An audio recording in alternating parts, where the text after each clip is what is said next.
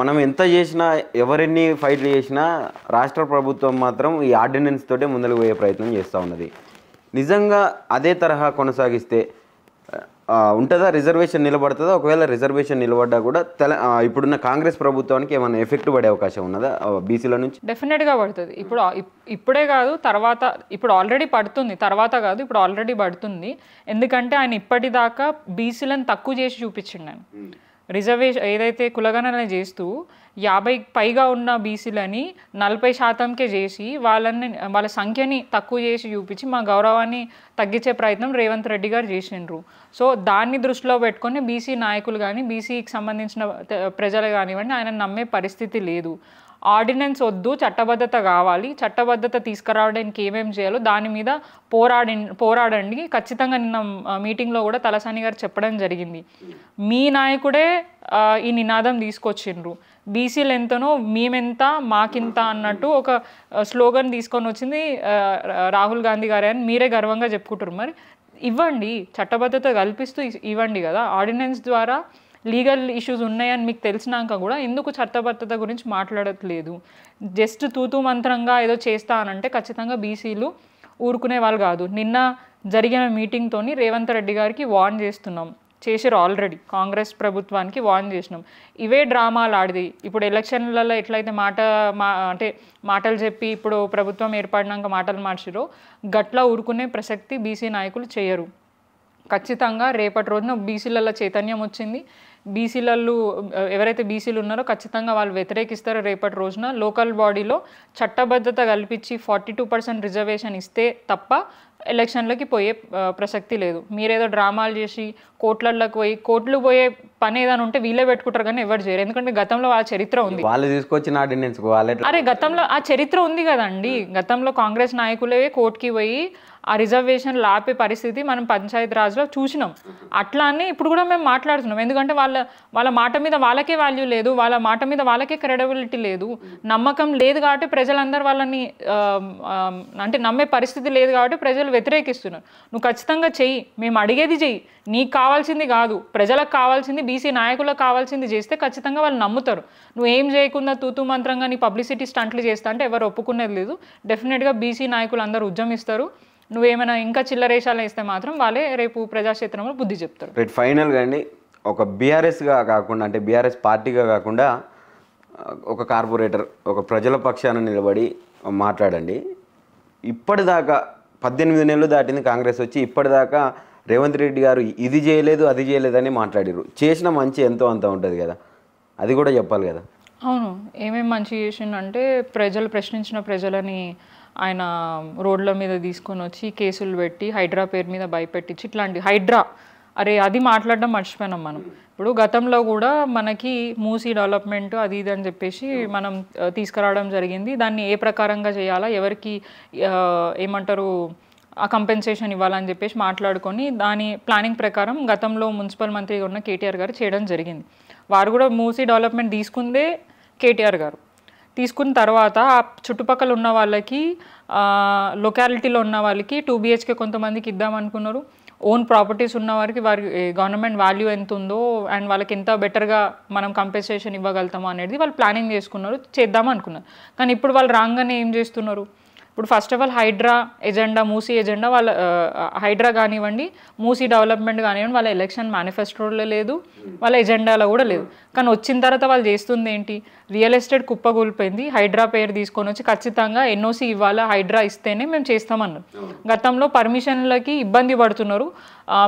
ఏమంటారు, మున్సిపాలిటీ చుట్టూ తిరిగి అందరికీ పైసలు ఇచ్చినా కూడా కొంత దగ్గర పనులు అవ్వట్లేదని కేటీఆర్ గారి దృష్టికి వెళ్తే టీఎస్ బైపాస్ తీసుకొని వచ్చి ఈజీగా పర్మిషన్లు వచ్చేలాగా వాళ్ళు కన్స్ట్రక్షన్ చేసుకునే విధంగా కూడా మనం టెక్నాలజీ బేస్ చేసుకొని తీసుకురావడం. ఇప్పుడు మళ్ళీ అదే ఆనాటి రోజులు మళ్ళీ తీసుకొని వచ్చి మళ్ళీ అదే ఆఫీసుల చుట్టూ తిరిగి అదే ఆఫీసర్లకు లంచాలు ఇచ్చి మళ్ళీ వాళ్ళ NOCలు తీసుకొని కన్స్ట్రక్షన్లు చేసుకునే పరిస్థితికి తీసుకొచ్చారు. ఇప్పుడు ఆయన మూసీ దగ్గర కన్స్ట్రక్షన్ చేయొద్దన్నారు. మరి వారు ప్రభుత్వం ఏర్పడిన తర్వాతనే మరి మూసీ దగ్గర ఎట్లా కన్స్ట్రక్షన్కి ఏమంటారు పర్మిషన్లు ఇచ్చారు, అదే దగ్గర రోడ్లు ఎట్లా వేసారు మనం చూసినాం చాలా సందర్భాలలో. ఆ మూసీకి దగ్గరలో ఉన్న దగ్గర ఒక గల్లీలో రోడ్లు వేస్తారు, కొత్త రోడ్లు. మరి రోడ్ ఎందుకు వేస్తున్నావు, డెవలప్మెంట్ చేస్తున్నప్పుడు ప్రభుత్వం నుంచి అట్లాంటి కార్యక్రమాలు ఎందుకు శాంక్షన్లు ఇస్తున్నావు?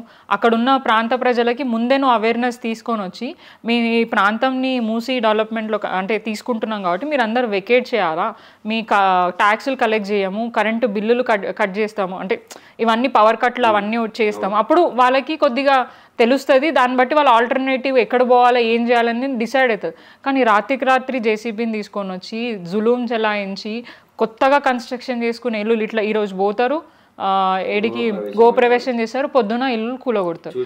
ఎంత కంట తడి పెడుతున్నారు, వాళ్ళ కడుపు కోత ఎట్లుంటుంది. రూపాయి ఖర్చు పెట్టుకొని సంపాదించుకొని వాళ్ళు ఇల్లు కట్టుకుంటే, లోన్లు తీసుకొని ఇల్లులు కట్టుకుంటే వాళ్ళ ఇంటి మీదకి తీసుకొని పోయి రోడ్ పాలు చేసిన వాళ్ళు పండగలు చేసుకునే పరిస్థితి లేదు. వాళ్ళకి 2 BHK కోట్లలో ఉన్న ప్రాపర్టీని 2 BHK ఇస్తే ఎవరు యాక్సెప్ట్ చేస్తారండి?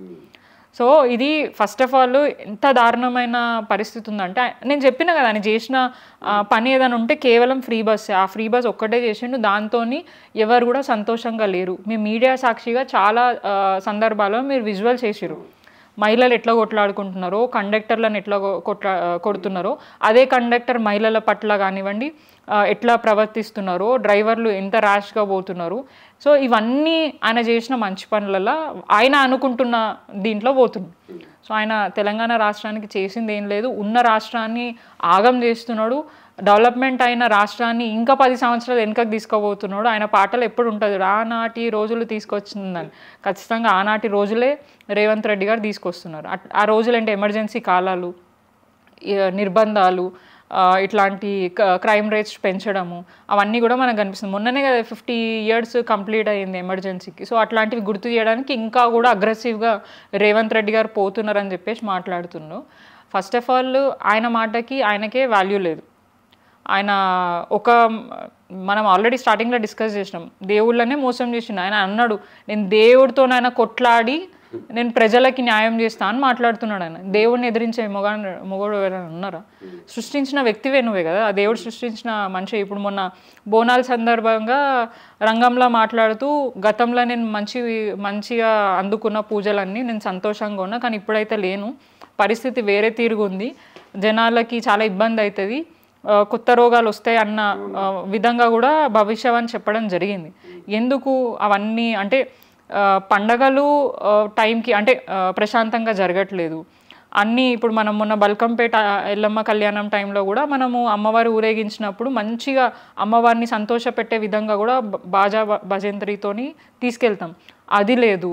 ప్రజలు ఎవరైనా సంతోషంగా ఎంజాయ్ చేస్తుంటే వాళ్ళ మీద లాఠీ చార్జీలు చేయడము, కావాల్సిన పూజలు టైంకి కాకుండా వాళ్ళ గురించి వెయిట్ చేయించడం, అట్లా దానికి ఆగ్రహమై అమ్మ వార్న్ చేసింది. కనీసం దాన్ని అమ్మవారిని దృష్టిలో పెట్టుకొని రాష్ట్రం ఆగం కాకుండా మీకున్న సమయంలో ప్రజలని కాపాడి ముందుకు తీసుకెళ్లాలని చెప్పి మేము విజ్ఞప్తి చేస్తున్నాం. ఇప్పటికైనా రాజకీయాలు మానేసేయండి, మీకు సమయం ఉంది, నీ ఎలక్షన్లకి నువ్వు ఇంకా 3 ఏళ్ళ సమయం ఉంది. ప్రజలని ఏ విధంగా చూసుకోవాలి, ఎట్లా పరిపాలించాలి అనేది దాని మీద దృష్టి సాధించి ఇంకా కూడా చిల్లరేషాలు వేయడం, కేసులు పెట్టడం, ఇట్లాంటి పనులు మానేసి ప్రజలకి ఏం చేస్తే మంచి జరుగుతుంది, దానివల్ల నాకెట్లా మంచి పేరు వస్తుంది అనేది ఆలోచించి ముందుకు పోతే బాగుంటుందని మేము రేవంత్ రెడ్డి గారిని మర్యాదగా రిక్వెస్ట్ చేస్తున్నాం. ఇంకా కూడా ఏ సందర్భంలో మేము చాలా గౌరవం ఇచ్చే ప్రయత్నమే చేస్తాం, కానీ ఆయన స్థాయినైనా మర్చిపోయి నోటికి ఎంత వస్తే అంత అంటే ఆయన మాట్లాడినట్టు మేము మాట్లాడితేనే నాకు సమాధానం ఇచ్చినట్టు, మేము మంచిగా చెప్తే ఆయనకు అర్థం కావట్లేదు కాబట్టి ఆయన స్థాయిలోనే ఆయన స్టైల్లోనే మేము రిప్లై ఇస్తున్నాం. కనీసం అర్థం చేసుకోండి, ప్రజలను ఆగం పట్టేయకండి. చాలామంది ప్రజలు గోసపడుతున్నారు మీ నాయకులతోటి, మీరు చూడొచ్చు. మీకు తెలియకపోతే రిపోర్ట్ తెప్పించుకోండి. ఇంటెలిజెన్స్ వైఫల్యం కూడా చాలా మటుకు మనకు కనిపిస్తుంది. మనకి ఏమైనా ఇన్సిడెంట్స్ జరిగినా ఏదైనా అయినా కూడా ముందే క్లియర్ ఇన్ఫర్మేషన్స్ ఉంటాయి. వాళ్ళని కూడా మిస్యూజ్ చేసుకుంటా, వాళ్ళ అవసరాలకు వాడుకుంటూ ప్రభుత్వ యంత్రాంగాన్ని అంటే మంచి వాటికి కాకుండా చెడు వాటికి వాడుకుంటూ తెలంగాణ రాష్ట్రాన్ని మాత్రం రేవంత్ రెడ్డి ఆగం చేస్తున్నాడు. ఇప్పటికైనా వారు మేల్కొని ప్రజలకు మంచి చేయకపోతే ఖచ్చితంగా రేపు ప్రజాక్షేత్రము తెలంగాణ బిడ్డలు అందరూ ఆయనకు బుద్ధి చెప్పడానికి సిద్ధంగా ఉన్నారు. ఎక్కడ పోతే అక్కడ ఆయనను అడ్డుకుంటారు. ఆయన ఇప్పుడు ఏదో పోలీసులన్నీ పెట్టుకొని అందరు నోర్లు మూపియాలని అనుకుంటున్నారు, కానీ ప్రతి ఒక్కరికి ఓటు అనే రైట్ ఉంది. ఆ రైట్తో మీ అందరు నోర్లు ఎట్లా మూపియాలనేది, రేవంత్ రెడ్డి గారు నోరు కానివ్వండి ఇంకా వాళ్ళ నాయకుల ఎట్లా మూపియాలనేది ప్రజలకైతే తెలుసు. రైట్, థ్యాంక్ యూ అండి, థ్యాంక్ యూ సో మచ్. కేవలం ఒక కక్షపూరిత రాజకీయంలో భాగంగానే చేస్తూ ఉన్నారు. ఆయన చెయ్యని పనులు కూడా చేస్తున్నా అని చెప్పుకుంటా ఉన్నారు. దీనికి ఖచ్చితంగా ప్రజలు ఎలక్షన్స్లో బుద్ధి చెప్పే ప్రయత్నం చేస్తారని చెప్పి కార్పొరేటర్ హేమ గారు చెప్తా ఉన్న పరిస్థితి.